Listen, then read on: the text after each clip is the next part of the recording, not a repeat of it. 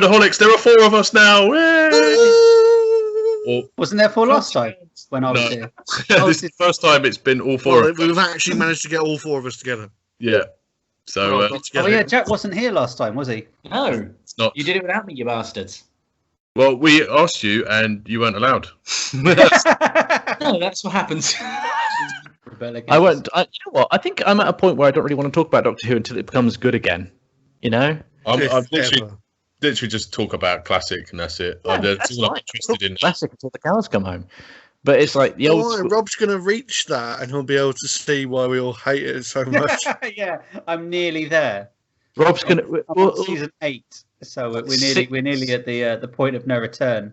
Yeah, so it sort of bits in Game of Thrones effect, and then really. Do you know what this might be entertaining? Is that Rob might watch it and really enjoy it and not understand why we hate it so much. I love Jodie.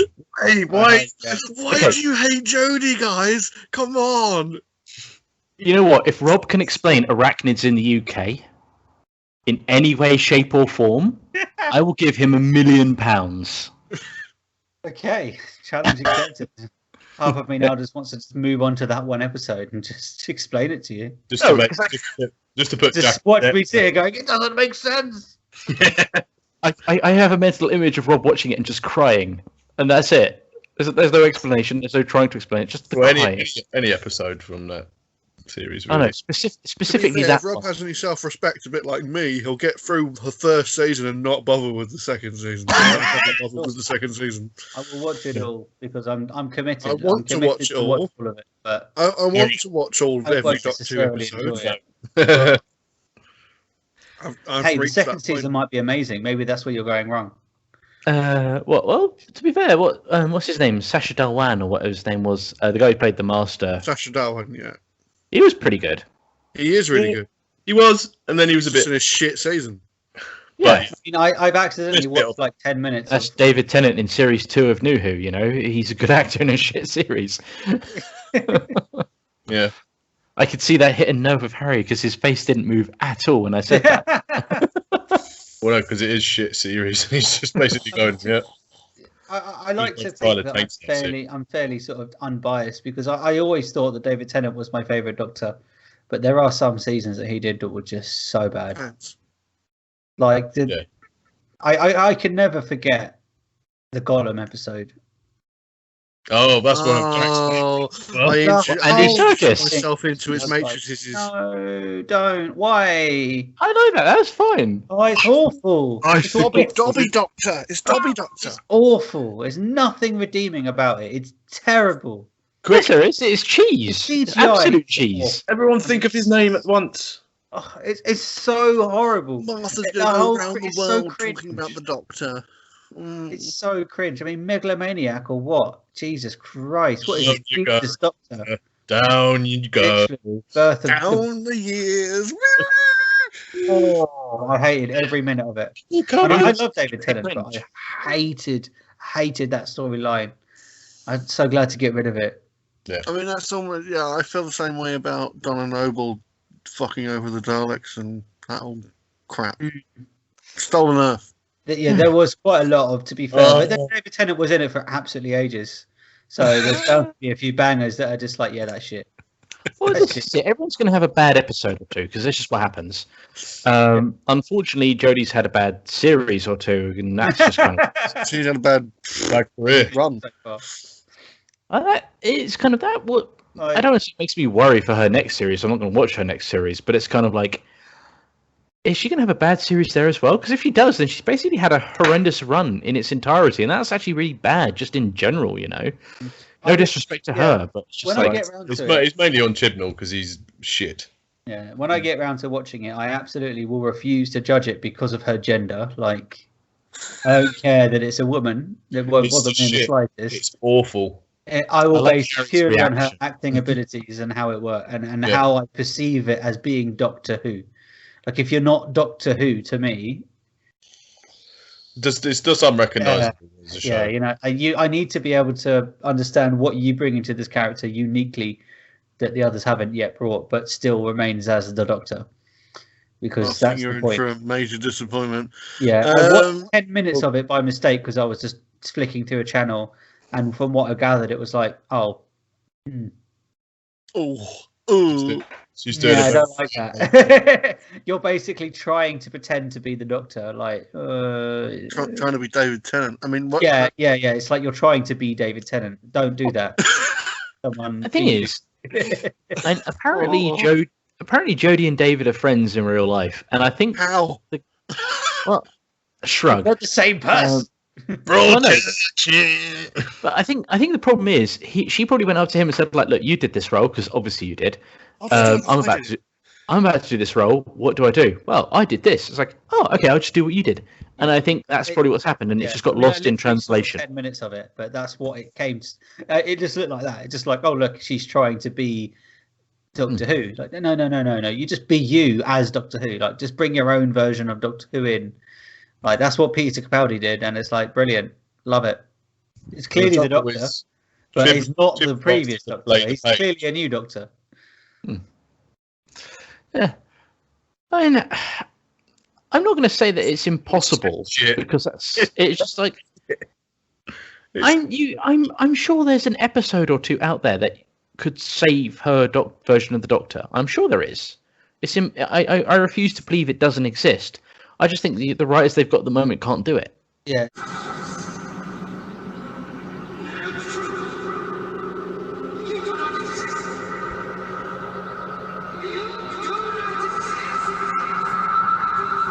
She just doesn't have the gravitas, as far as I'm concerned.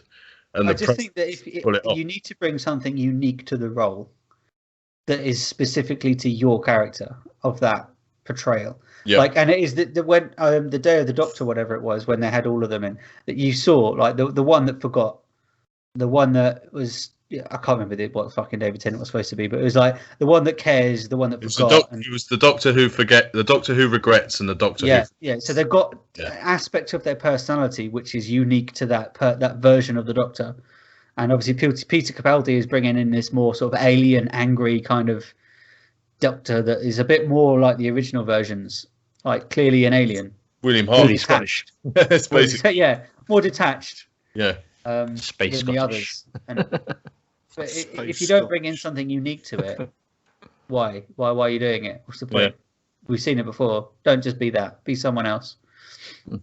So I'm interested. To see what it's like.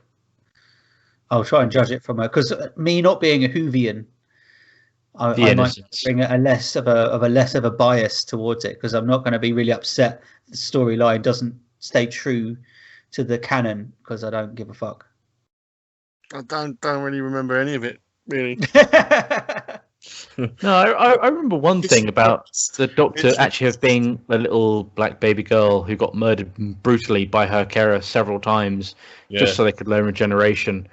And that's the thing. William Hartnell isn't the first Doctor now, and apparently, but I think stop ruining it. Stop ruining it. Again, that kind of makes it confusing. You already knew that bit. You can't really, because the canon keeps changing, so it's really confusing. You can't really stick with canon anymore because it doesn't make sense, because it changed too much. It's like Batman said, you live long enough to you either die the hero or live long enough to see yourself become the villain. Doctor Who has gone on far too long. Now the canon don't make sense anymore. They have to keep changing. Don't worry, I'm rooting for all the villains. Like, he's run out of regenerations. Okay, magic crack in the sky gives him more. Wicked. Okay, how many more? It doesn't will just be undefined. As many as it needs to be. So the series is no one wants to watch as many times as we can rehash this. Yeah, like, you just fucking bring out some random shit. And you just find any old fucker with an equity card and stick him in the role. Yeah. What was that? You joke about that, but 30 years time when it's you being the Doctor, we'll be like, yeah, fuck you, Harry, because it's your turn now to be an arse. No, there's no way in hell any of us will ever beat the Doctor. And I don't know. Rob's hair. With that. Rob's hair will get him the job. All he's got to do is he's got to walk around with a tomato in his pocket or something. He'll be fine. Something's just stupid. A tomato in my pocket. Why? Instead of Gary.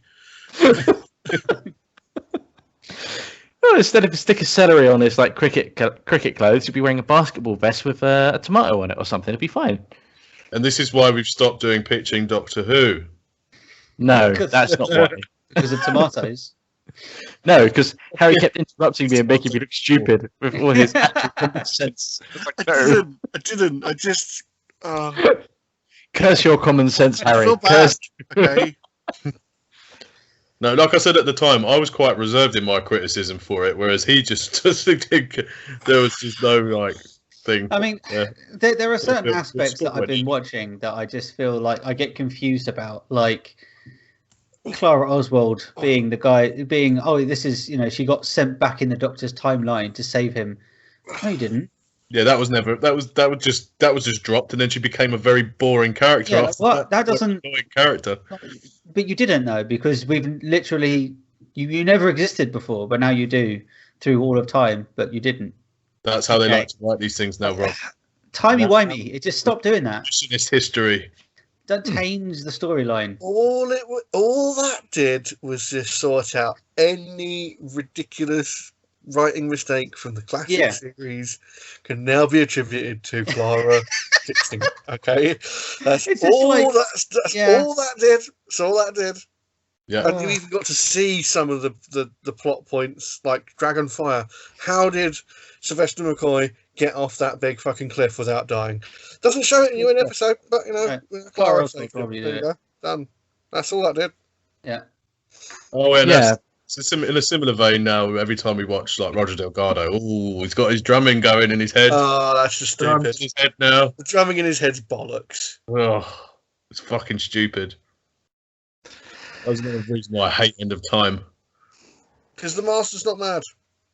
Like, you watch those early episodes, he's not mad at all. He's just working on a completely different morality, which arguably does that make him mad or not? But that's debatable. Well, it's what we've talked about. Whereas just the whole strumming in his head is just fuck. Keep changing size. What's going on? Evil. You know what I mean?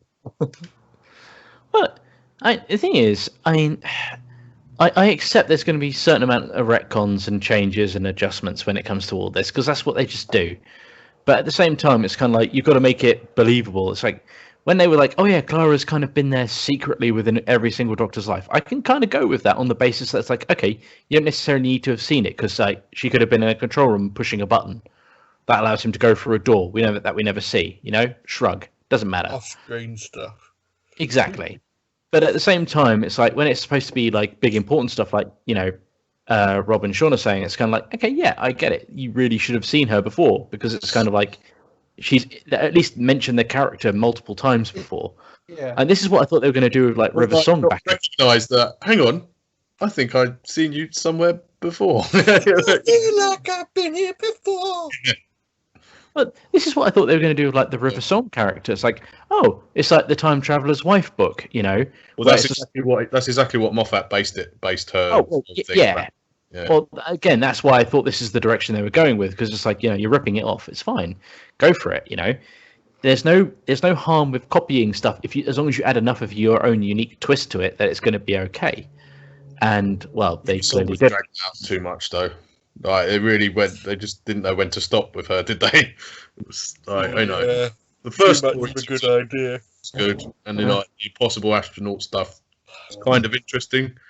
But then it's like, then she came back as like a hologram or something like that, and it was like with Matt Smith. She came back as herself and had that really fun joke in Nazi Germany about going to a gay Jewish bar mitzvah.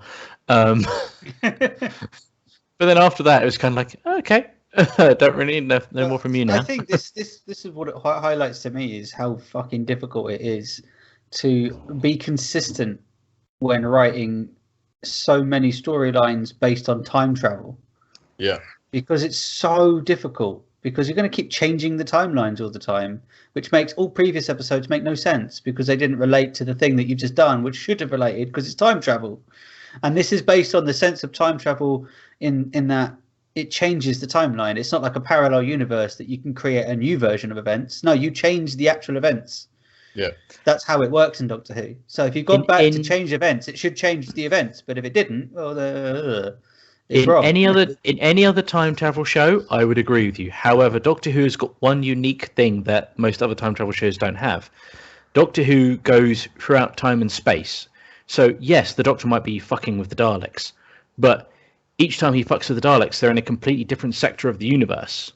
Oh yeah, he's wiped out the Daleks so many times. Yeah, times I've seen him wipe out the Daleks, and there's still more Daleks. But you've wiped them out. You didn't wipe out them in this area. You've wiped them out. There are no Daleks. I mean, Rose Tyler literally erased them from existence. No, at one point. She erased all the ones from that particular point in time from existence. But I get your point. She erased the human Daleks. He keeps killing them, and they're still there. Yeah. Because he's not wiping them out properly because of all the time and space. He's going to random points in time and space and wiping them all out. Really inefficient. Rob wants to speak to the Doctor's manager. You're really inefficient. Karen Rob. But yeah, it's kind of like it changes with the writer. It changes with the writer, but time and space is always a little bit in flux, and he keeps going to random different points in time and space where you could argue that, you know what. You know, you could go into a Doctor Who episode, and I'd like to use this example where he meets King Arthur riding a fucking Velociraptor who's fighting the Terminator. There's no reason why you couldn't do that, and then go back 3 seasons later to find the same fucking Velociraptor coming out of an egg, because it doesn't change what's going to be in canon, does it? But again, it's just so weird this way because the Velociraptor. Well. This is it, does he? Because it might be a different Velociraptor because he's killed that one. It becomes so weird, but you can argue that one till the cows come home. And I want to do that just because I want to see Rob's veins twitch on his head. It was what Harry's pointed out a few times, and it goes back to my favourite Doctor Who story, Pyramids of Mars, alternate time. And that's really how you get around it, and the fact that they did that back then. And they haven't really done it properly since. Yeah, I don't know why there's no bother just accepting that everything that you do, every change that you make, ends up by creating a separate universe anyway. Yeah. So not unless you do a predestination theory story. No, but then that's the whole bullshit of doing a predestination story. Yeah. The whole fixed points. The fixed points in time is really what fucks things up. I hate that. And they never really bothered doing anything with that in the old series. No such thing as fixed points in time because everything's in flux. Everything should be in flux because that's how time travel is capable of doing it. No, that was a Russell T Davies thing. If you're trying to understand the science behind time travel, because there must be a science behind time travel in the way that there's a science behind anything. There is a scientific basis. Fixed point in time doesn't make sense. No, there is no scientific Why is that? Why is Pompeii a fixed point in time? Why? Why does it have to happen? The only reason why it has to happen is because in our reality it did happen, and it wouldn't make sense for it to then stop it from happening because it actually did happen, and it makes it less relatable to think that you stopped an actual historical event from occurring when it did occur. So that's the only time I can think a fixed point in time would make sense in story writing, because you want to say, oh yeah, no, Doctor Who was actually at Pompeii. It did really happen. It kind of draws you into the concept. But obviously, if he stops an actual event from happening, well then it's not as good because it's like, well, it did happen. So they go to the historicals and then they have to base it on reality. Yeah, or when you have to, a key character has to die, I can't save them because it's a fixed point in time. Like when they're saying, this thing in the future that we've made up has to be a fixed point in time. That's when it's big bollocks for me, because it's but I think that's because they're trying to give gravitas. They're either trying to give gravitas to the fixed point in time theory, like concept, by saying, it's not only because of this, it happens all the time. But also maybe it's because they want to make a point of he can't save people. Like, you think you can save everybody, but you can't because it's a fixed point in time. That's kind of just trying to pull that. But then he did anyway. I'll just save one person. Just one. He saved the person who had his future face. So, you know. And then they made a really weird thing about, it's to keep me, it's to hold me to the mark. Yeah, and not because that person's Greek descendant became a Scottish person and went to America to become in the thick of it and swore all the time. Yeah, but also, why didn't then Colin Baker do that? Because he turned up before. So it's like, I suppose they were trying to think of a way for it to make sense, but then it's like doesn't need to make sense. Doesn't need to. Yeah, it's just an actor who turned up again. Why was it? Oh, was Clara a descendant of the woman who was one of the seers in Pompeii? No, just happened to be the same actress. Oh yeah, Karen I noticed that. Amy. Yeah, Amy Pond. Yeah. Well, or like been in it before as someone in the background as well. They did it. I don't know. She might have been. That she was her cousin. It's like, but hang on a minute. That's a really fucking like, very looking like cousin to you because it's exactly maybe the same person. Maybe it was her. You know, she did go back through the Doctor's history timeline. So yeah, why not? Maybe. No. There you go. See, but nah. It's giving more power to that stupid storyline. Yeah. Well done. It was the power of poor storytelling. Kind of works if you trip up enough. Yeah. Well, this is what makes me laugh. Is that have I just? No, I'm still here. What makes me laugh about them is that they're all supposedly, you know, hardcore Doctor Who fans who've watched it since they were kids, and you sit there and go, and you can't remember some of the points that we're making, and we're just as much like we're just fans in the same way that they are. They claim that they're fans, but then they act like they hate it, or they act like they're embarrassed by it, or they think. No. What I was getting at, the Pyramids of Mars alternate time just explains anything you can do in Doctor Who quite easily. Yeah. So I don't understand how we can come and make that link. Like, oh, that's a 40-year-old story. Yeah. Now. I'm gonna have to watch that episode. I have not watched that episode.